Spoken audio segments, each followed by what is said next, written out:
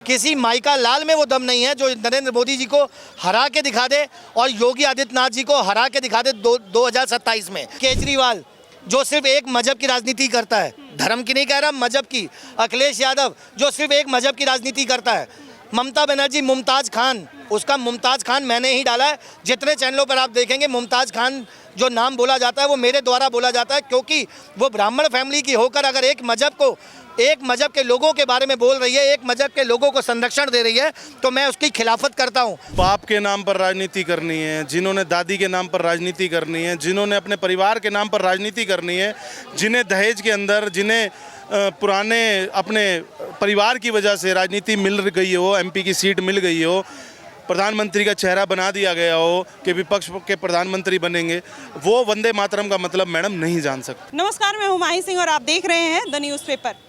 भारत की राजनीति में आजकल आप देख रहे होंगे चर्चाओं में कई ऐसे मुद्दे हैं जो बने हुए हैं, जिसमें आपने देखा कि दिमागी नक्सल का एक टर्म बहुत वायरल हुआ प्रधानमंत्री नरेंद्र मोदी का। दूसरी तरफ वंदे मातरम को लेकर जिस तरीके से विपक्षी पार्टियों का रुख रहा, और तीसरी तरफ आप देखेंगे कि बार बार इस देश में सेना का अपमान और एक नैरेटिव सेट करने की कोशिश कहीं ना कहीं देश में की जा रही है। इसका क्या मायने निकाला जाए और आने वाले दिनों में भारतीय राजनीति कहां तक जाएगी और कितने नीचे स्तर तक जाएगी, ये भी जानने का प्रयास करेंगे। हमारे साथ कुछ लोग जुड़े हैं, इनसे जानते हैं कि क्या सोचते हैं दिमागी नक्सल को लेकर। सर, अभी एक टर्म बहुत निकला दिमागी नक्सल, आप उसके बारे में क्या सोचते हैं? क्या जो दिमागी नक्सल कहा गया किसी पर्टिकुलर बंदे के लिए कहा गया है? इस देश में जो लोग सेकुलर और लिबरल बन के इस देश को कीड़े मकोड़े की तरह खाने का काम कर रहे हैं उनके लिए? मैम देखिए, हमारे देश को सेकुलरिज्म जो है ना, वो मतलब दीमक की तरह खाया चला जा रहा है। क्योंकि आप देखिए, जो एक वर्ड निकाला गया, कॉकरोच जनता पार्टी बन गई, जिसके एक शब्द निकालने पर जो एक जज साहब ने बोला था, तो उसके ऊपर एक पार्टी बन जाती है कॉकरोच जनता पार्टी। और आज जो दिमागी नक्सली बोला गया है मोदी जी के द्वारा, उसके ऊपर भी पार्टी खड़ी हो गई है। आप देखिए, लोगों की मानसिकता देखिए कि किसी भी तरीके से ये जो प्रोपोगंडे आजमा रहे हैं कि किसी तरीके से मोदी जी को झुकाया जाए, गृह मंत्री अमित शाह जी को झुकाया जाए, तो आपके चैनल के माध्यम से कहना चाहूँगा, किसी माइका लाल में वो दम नहीं है जो नरेंद्र मोदी जी को हरा के दिखा दे और योगी आदित्यनाथ जी को हरा के दिखा दे 2027 में। और रही बात नक्सलवाद की, दिमागी नक्सल जो आपने बोला है, दिमागी नक्सलवाद किसके दिमाग में है मैं आपको बताता हूँ। केजरीवाल जो सिर्फ एक मजहब की राजनीति करता है, धर्म की नहीं कह रहा, मजहब की। अखिलेश यादव जो सिर्फ एक मजहब की राजनीति करता है। ममता बनर्जी, मुमताज खान, उसका मुमताज खान मैंने ही डाला है। जितने चैनलों पर आप देखेंगे मुमताज खान जो नाम बोला जाता है वो मेरे द्वारा बोला जाता है, क्योंकि वो ब्राह्मण फैमिली की होकर अगर एक मजहब के लोगों के बारे में बोल रही है, एक मजहब के लोगों को संरक्षण दे रही है, तो मैं उसकी खिलाफत करता हूँ। और लालू प्रसाद यादव के बेटे तेजस्वी यादव, वो भी एक मजहब के बारे में। आप एक बात बताइए, 120 करोड़ जो हिंदू हैं वो कहाँ पर हैं? कुछ लिबरांडुओं की वजह से हमारे देश में देश की इंडियन आर्मी तक को गाली दे दी जाती है, जैसा कि आपने सुना होगा। और आप बताइए, देश का विकास करने की जगह अगर आज देश का विकास नरेंद्र मोदी जी कर रहे हैं, आप देखिए हमारे देश में कांग्रेस के टाइम पर 7 एम्स होते थे, आज 24 एम्स बन गए। रोडों का इंफ्रास्ट्रक्चर देखिए कहाँ से कहाँ पहुँच गया। बिजली हमारे यहाँ अगर आप अगर आज से 15 साल पहले का आप अगर रिकॉर्ड देखेंगे, मैडम आपने भी देखा होगा, भाई भी खड़े हैं, इन्होंने भी देखा होगा कितनी लाइट जाती थी। यूपी का तो बुरा हाल था, लेकिन अगर आज विकास हो रहा तो विकास की बात तो कोई करने को राजी नहीं है। लेकिन शिक्षा, महंगाई, बेरोजगारी, ये भी मुद्दा बड़ा चला। कॉकरोच जनता पार्टी ने धर्मेंद्र प्रधान का इस्तीफा लिया, वो भी बड़ा मुद्दा है। क्योंकि मैडम देखिए, वो एक प्रेशर में दिया गया है और उसका इलाज भी बहुत जल्दी हो जाएगा। इन्होंने धर्मेंद्र प्रधान का इस्तीफा मांगा था और अब तो आरएसएस के एक बहुत बड़े कार्यकर्ता को, जो 45 साल से आरएसएस के साथ में जुड़े हुए थे, उनको ला के बैठा दिया गया है। अब क्या कर लेंगे आप बताइए? आप मेरा विरोध कर लेंगे, इनका विरोध कर लेंगे, क्या देश की 120 करोड़ सनातनियों का विरोध कर लेंगे? तो ये जो दिमाग में इनके नक्सलवाद भरा हुआ है, इसलिए नक्सलवाद बोल रहा हूँ, क्योंकि इनके दिमाग में सिर्फ एक मजहब के लोग दिखाई देते हैं। 120 करोड़ हिंदू को, इन्हें 120 हिंदुओं से प्यार नहीं है, सिर्फ एक मजहब के लोगों से प्यार है। अभी इस देश में कहा जा रहा है कि मोदी हटाओ देश बचाओ, इस पर आप क्या कहेंगे? क्या ये भी मतलब एक लिबरल और सेकुलर लोगों का पार्ट है या फिर और कुछ? मैडम देखिए, किसी के बाप में दम नहीं है, आपके चैनल के माध्यम से बोलना चाहूँगा, किसी के बाप में दम नहीं है जो योगी आदित्यनाथ को हटा दे या मोदी जी को हटा दे।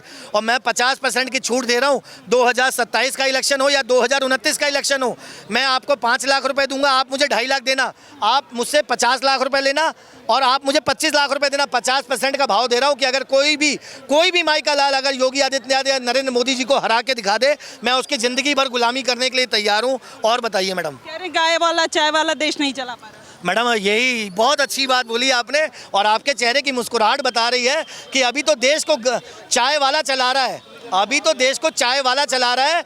जिस दिन इस देश को गाय वाला चलाने लगेगा, उस दिन पता लग जाएगा कि मजहब की राजनीति और धर्म की राजनीति में कितना फर्क है। चलिए सर, आप क्या कहेंगे? अभी आप देख रहे हैं वंदे मातरम को लेकर बड़ा बवाल हुआ। जब कांग्रेस की मीटिंग हुई उसमें कहा गया कि बस 2 स्टैंजा गाया जाएगा, उसके बाद नहीं गाया जाएगा। कुछ दिन पहले प्रधानमंत्री नरेंद्र मोदी ने दिमागी नक्सल कहा। आप कैसे सारी चीज़ों को कॉरिलेट करते हैं, कैसे देखते हैं? मैडम, जिन्होंने बाप के नाम पर राजनीति करनी है, जिन्होंने दादी के नाम पर राजनीति करनी है, जिन्होंने अपने परिवार के नाम पर राजनीति करनी है, जिन्हें दहेज के अंदर, जिन्हें पुराने अपने परिवार की वजह से राजनीति मिल गई हो, एमपी की सीट मिल गई हो, प्रधानमंत्री का चेहरा बना दिया गया हो कि विपक्ष के प्रधानमंत्री बनेंगे, वो वंदे मातरम का मतलब मैडम नहीं जान सकते। वंदे मातरम का मतलब है तप, त्याग, लड़ाई, झगड़ा, सिर फड़वाना, अपने आप को मारना आज़ादी के लिए। आपने देखा होगा पुराना सरदार पटेल जी के बारे में, आपने देखा होगा भगत सिंह जी के बारे में, सुखदेव जी के बारे में। फांसी पे चढ़ते वक्त वो लोग वंदे मातरम बोलते थे।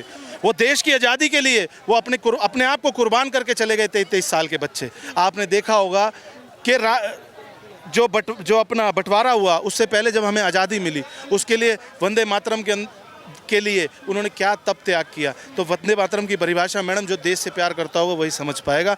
ये गांधी परिवार जिसको रियासत में गद्दी मिली है और रियासत में वो प्रधानमंत्री बनना चाहते हैं, इंदिरा के नाम पर, राजीव के नाम पर, सोनिया के नाम पर, वो कभी वंदे मातरम का मतलब नहीं समझ। आपके हिसाब से जैसे अभी दिमागी नक्सल जब प्रधानमंत्री ने बोला तो वो किस टर्म में बोला? क्योंकि बार बार ये जब आता है और तोहमत लगाई जाती है कि ये लोग देश में नफरत की राजनीति करना चाहते हैं, जनता को हिंदू मुसलमान वंदे मातरम में उलझाना चाहते हैं, बाकी कोई प्रोग्रेसिव सोच नहीं है।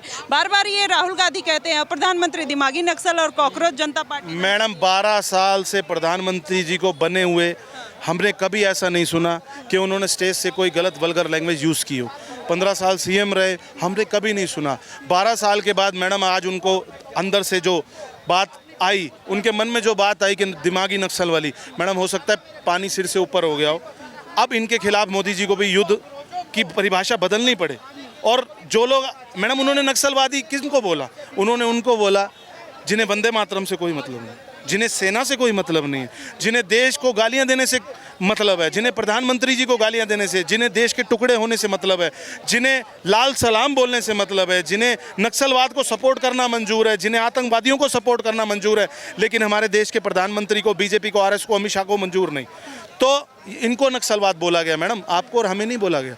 आपने कभी ज़िंदगी में बोला कि देश के टुकड़े हो जाएं? आपने कभी सपने में भी चाहा? तो आप बिल्कुल बेफिक्र रहें। ये नक्सलवाद की लैंग्वेज जो मोदी जी ने यूज़ की है, ये उन लोगों के लिए की है जो आतंकवादी के साथ हैं, जो सेना के खिलाफ हैं, जो देश के खिलाफ हैं, जो झंडे के खिलाफ हैं, जो वंदे मातरम के खिलाफ हैं, जिन्हें लाल सलाम तो मंजूर है लेकिन जय हिंद जय श्री राम मंजूर नहीं है। अभी आपने जेनजी का एक टर्म देखा जिसमें अभी एक लड़की की वीडियो वायरल हो रही है जिसमें वो चीख चीख कर आर्मी वालों को, सेना वालों को गाली दे रही। क्या इस देश में फोर्स और आर्मी और सेना की बेइज्जती करना जेनजी कल्चर बन गया है और कुछ जेनजी इस तरीके की बातें बोल के अपने आप को कूल बनते हैं? क्या चल रहा है? मैडम 2014 के बाद से ना हमारा हिंदुस्तान की परिभाषा बहुत बदल गई है। जो लोग अपने आप को आज जेनजी कह के चल रहे हैं ना मैडम, अगर 2014 से पहले वह जेनजी कह के राहुल गांधी की सरकार के खिलाफ, विपक्ष में किसी भी पार्टी के खिलाफ बोलते तो शायद वो आज जिंदा भी ना होते। 2014 के बाद बीजेपी ने मैडम बोलने की ताकत दी। आज जंतर मंतर पर सीपी पे आप खड़े होके, एक महिला होते हुए भी, आप एक लड़की होते हुए भी आप हमारी बाइट ले रहे हो, हमारे से सारे सवाल भी कर रहे हो, ये सब बीजेपी की वजह से। 2014 से पहले आपने कोई प्रोटेस्ट देखा था कोई इंसान खड़ा होकर? आप सर ये वाली बात कह रहे हैं, कंगना रनौत ने जो कहा था कि 2014 के बाद हमारा देश आज़ाद हुआ। बिल्कुल मैडम, बिल्कुल सही है। अगली ने बोला 2014 से पहले हमारे पर बहुत पाबंदियां थी मैडम। वो देश से प्यार करने वालों को समझ आ सकती है, देश के खिलाफ वालों को कभी समझ नहीं आएगी। 2014 के बाद आपने कभी देखा कि महिलाओं को क्या क्या दिया गया, महिलाओं के लिए क्या क्या आरक्षण लाए गए, महिलाओं को कहाँ कहाँ जॉब्स मिल रही हैं, महिलाओं को कहाँ कहाँ घर से निकलने की इजाज़तें हो रही हैं। कांग्रेस और राहुल गांधी केजरीवाल के टाइम में, ममता बनर्जी के टाइम में नहीं था ना। बंगाल में बाइट लिया आपने कभी टीएमसी के राज में? आज आपने बीजेपी के राज में बाइट लिए हैं, आपने कभी बंगाल में लिए, आपने कभी केरला में लिए, या आपने केरला में बंगाल में कभी बाइट लेते हुए किसी महिला को देखा हो? तो मैडम आज़ादी खुद आपको समझ आ जाएगी। लेकिन कहते तो यही विपक्षी पार्टियां, लोकतंत्र खतरे में है, संविधान खतरे में, देश खतरे में। मैडम विश्वास तो यही हो गया ना आजकल आप लोगों को, मेरे जैसों को कहते ही ये हैं, लेकिन हम सुनते जरूर हैं, लेकिन हमें नहीं पता सच्चाई कितनी है उसके अंदर। वो कहते तो बहुत कुछ है, वो कहते तो अपने मुलायम सिंह पिताजी के बारे में भी, अखिलेश जी, राहुल गांधी जी अगर इंदिरा जी की समाधि के ऊपर जाकर 2 फूल चढ़ा लेते हैं तो बहुत बढ़िया। मोदी जी अगर पटेल जी की कोई मूर्ति बनवा देते हैं और पटेल जी की कहीं पूजा कर लेते हैं तो ये तो भैया संगी है। देश के प्रधानमंत्री के बारे में कुछ नहीं सोचते हैं। आप सोच समझ सकते हो मैडम, कहने को तो सब कुछ कह सकते हो। राफेल में भी चोरी हुई थी, कहते थे, चोरी साबित हो गई।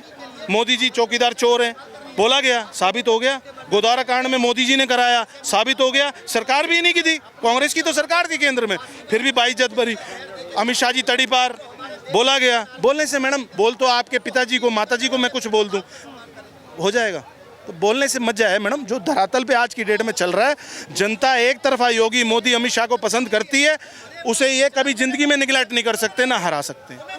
आपने बड़ी बात कह दी, सर ने बहुत बड़ी बात कह दी। उन्होंने कहा कि जनता जो है योगी, मोदी, इन सबको पसंद करती है। आपको भी लगता है कि इस देश में और जो विपक्षी पार्टियां हैं, क्या उनके मुद्दे नहीं है, क्या उनका विजन नहीं है, क्या वो जनता के लिए नहीं सोचते? देखिए मैडम, हमारे देश का इस समय जो विपक्ष है वो देश विरोधी हो गया है, विपक्ष नहीं रह गया है, ये कीटाणु हो गया है। जो देश विरोधी क्या, देश के मुद्दों पे सवाल उठाना देश विरोधी होता है?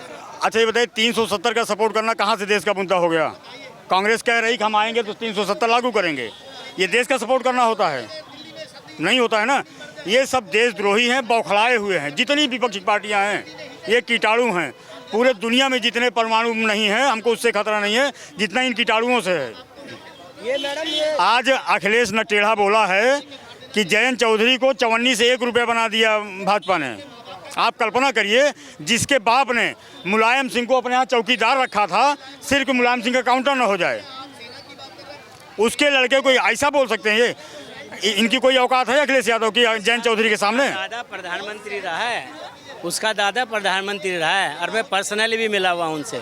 हाँ, ये तो उसके बाद पासंग भी नहीं है। पासंग समझते हो? डिसबैलेंस भी नहीं है। हाँ यार, ये बोलते हैं ये वो ही हैं जो अयोध्या में गोली चलवाई थी। लेकिन अयोध्या में गोली चलवाई, लेकिन आपने देखा राम मंदिर को भी लेकर इन्होंने मुद्दा उठाया। राम मंदिर में चोरी हुई, उसको भी वहाँ पे एक तो यादव था चोर वाला, वो इसका कहीं ना कहीं कनेक्शन होगा, और इससे चोरी करने का ना मिला तो इसलिए वो ये तो ऐसे ही उठाता रहता है, ऐसे कुछ लेना देना नहीं। बात सिर्फ इतनी सी नहीं है, बात सिर्फ इतनी सी नहीं है। ऐसा कोई भी मुद्दा या मौका ये लोग नहीं छोड़ना चाहते जहां से रत्ती भर भी अगर सनातन को बदनाम करने का मौका मिले तो पूरी सपा पार्टी, चाहे वो भगौड़िया हो इसका प्रवक्ता, चाहे राजकुमार भाटी हो, ये कहीं भी, ठीक है चोरी हुआ वो गलत हुआ, इसको हम बिल्कुल सपोर्ट नहीं करते। चोरी हुआ वो गलत हुआ, बहुत गलत हुआ, लेकिन इससे सनातन की आस्था आहत होती है क्या? क्या वहाँ किसी पुजारी ने चोरी किया? कर्मचारी तो कहीं भी होते हैं। किसी बैंक में कोई कैशियर अगर चोरी कर ले तो पूरी बैंक का रट मान लेंगे क्या? क्या इस देश से, पूरे देश से बीजेपी को हटा देना चाहिए? क्योंकि बीजेपी जो है देश का बंटाधार कर रही है, भ्रष्टाचार कर रही है, लोकतंत्र खत्म कर रही है, संविधान खत्म कर रही है। काम तो कांग्रेस ने करा है। पहले चाइना को कुछ हिस्सा दे दिया, इमरजेंसी में सारे विपक्ष वाले अंदर करके मरवाए इंदिरा गांधी ने। और गो भक्त गोरक्षा में जब वो आए थे, कालपात्रे महाराज जी के, इन्होंने कम से कम 100 महात्मा मरवाए। 6,000 के करीब। तो उनका श्राप है गो पश्चिमी को, इनके सबका नाश होना है। इनका तो 6-7 पीढ़ी में सर्वनाश हो जाएगा। सौरभ दास ने बोला कि प्रधानमंत्री कोई भगवान थोड़ी ना है कि जो उनको क्रिटिसाइज नहीं किया जाएगा। सौरभ दास का ये स्टेटमेंट है। हाँ, लेकिन हमारे प्रेमानंद महाराज को भी क्रिटिसाइज किया है, मैं उसको भगवान नहीं मानता। राम का नाम लेके, सीता के पति का नाम लेके नीता के पति का काम किया जा रहा है, नीता के पति का, ये सही था? इस पे नेहा बोरा ने विरोध किया, इस पे दीपिका ने विरोध किया, किसी ने विरोध किया? ये 2 कौड़ी का भड़ुआ जो है जिसने प्रेमानंद महाराज को बोला, इसने विरोध किया क्या? विजेता दहिया, पूरी कांग्रेस पार्टी, किसी ने विरोध नहीं किया। ब्राह्मणवाद से आज़ादी, सनातन धर्म से आज़ादी, दुनिया भर के नारे लगे, किसी ने विरोध किया हो तो चलिए हम सपोर्ट करते हैं CJP को। ये सब देशद्रोही की पार्टी हैं। देखिए अन्ना हजारे के आंदोलन से केजरीवाल पैदा हुआ, दिल्ली का बंटा धार कर दिया, पंजाब पे लगा है। और CJP से पैदा हुआ ये दीपके कॉकरोच। लेकिन कभी कॉकरोच बोल देते हैं, कभी दिमागी नक्सल बोल देते हैं। अब बड़े बड़े नेता भी इसको सपोर्ट कर रहे हैं कि हम हैं दिमागी नक्सल, हम हैं दिमागी नक्सल। देखिए पहली बात तो कॉकरोच किसी नेता ने नहीं बोला था, इस CJI ने बोला था। CJI ने बोला, फिर उसके बाद उनको सपोर्ट मिल गया और पार्टियों का, जैसे भारतीय जनता पार्टी का। दूसरी बात कह रहे हैं कि बार बार की दिमागी नक्सल। हाँ, दिमागी नक्सल। देखिए दिमागी नक्सल होता है जो वंदे भारत ट्रेन पे पत्थर मारता है, वो दिमागी नक्सल है। दिमागी नक्सल वो होता है जो 370 का हटाने का विरोध करता है। दिमागी नक्सल वो होता है जो वक्फ बोर्ड कानून में बदलाव का विरोध करता है। दिमागी नक्सल वो होता है जो 3 तलाक कानून हटाने का विरोध करता है। ये सब दिमागी नक्सल ही हैं। जो पार्टी कह रही कि हम आएंगे तो 370 फिर से लगा देंगे, ये है दिमागी नक्सल। हाँ, तो अब आपके हिसाब से क्या लगता है, जो विपक्षी पार्टियां वंदे मातरम का विरोध कर रही हैं, क्या वो भी दिमागी नक्सल का पार्ट है? दिमागी नक्सल का पार्ट नहीं, ये सब दिमागी नक्सल ही हैं। अब ये बंदूक उठा के तो लड़ नहीं सकते, तो ये उसका सपोर्ट करते हैं। केजरीवाल मुख्यमंत्री रहते हुए कहा है कि हमारे रहते हुए वक्फ बोर्ड की कभी न धन की न जमीन की किसी चीज़ की कमी नहीं होगी। कहा है कि नहीं कहा है? कभी उसने सनातन बोर्ड के लिए कहा है? मौलानाओं को 18,000 20,000 रुपये खर्चा देता था, कभी किसी पंडित को दिया है? ये सब दिमागी नक्सल ही हैं। हाँ, आपके हिसाब से जो वंदे मातरम गाने से परहेज कर रहे हैं, सोनिया गांधी, राहुल गांधी कह रहे हैं 2 स्ट्रेंजर से ज़्यादा नहीं गाएंगे, तो फिर वो भी क्या वो देश विरोधी हो गए? सर देखिए सोनिया गांधी का बाप भी गाएगा अगर यहाँ इस देश में रहेगा तो। ये संसद से बना हुआ कानून है, ये संसद से पास हुआ कानून है। हाँ, हमारे देश की सुप्रीम कोर्ट नहीं बोल सकती कि हम नहीं गाएंगे। तो क्या सोनिया गांधी सुप्रीम कोर्ट से बढ़ गई हैं? नहीं है ना। ये हमारे संसद से पास हुआ कानून है। सोनिया गांधी ने पूरा, उनका पार्टी एक तरफ से खड़ी होकर पूरे 6 गाएगी। हाँ, मना नहीं कर सकते हैं। आप क्या कहते हैं? आप तो युवा हैं, क्या कहेंगे किसके लिए? कि अभी जैसे वंदे मातरम आया और दिमागी नक्सल प्रधानमंत्री जी ने बोल दिया, तो ये सब क्या मतलब देश में चल क्या रहा है? देखो मैम, दिमागी नक्सल जो बोला है वो उनके लिए बोला है जो खाते तो हैं हिंदुस्तान का और गाते हैं पाकिस्तान और तुम्हारा फिलिस्तीन और चाइना, इनका गाते हैं, उनके लिए बोला। और जो वंदे मातरम है उसका बाप भी गाएगा, चाहे कोई भी हो, चाहे राहुल गांधी हो, चाहे अखिलेश यादव हो, कोई भी हो विपक्ष का नेता, सब गाएंगे। तो सुना आपने जिस तरीके से इस देश में अलग अलग मुद्दे उठते हुए नजर आ रहे हैं, चाहे दिमागी नक्सल हो, चाहे कॉकरोच जनता पार्टी हो, या फिर रिजर्वेशन हटाओ आंदोलन है, इस देश में संविधान खतरे में है, लोकतंत्र खतरे में, तमाम ऐसे टर्म्स हैं जो दिए जाते हैं। वंदे मातरम को लेकर सबकी अलग अलग राय है। आप क्या सोचते हैं कि इस देश में ये सब मुद्दा रह के विपक्षी पार्टियां क्या चुनाव जीत पाएंगी, नहीं जीत पाएंगी? आप हमें ज़रूर बताइएगा। फिलहाल के लिए बस इतना ही। देश और दुनिया की तमाम खबरों के लिए हमारे साथ बने रहिएगा द न्यूज़पेपर पे। धन्यवाद।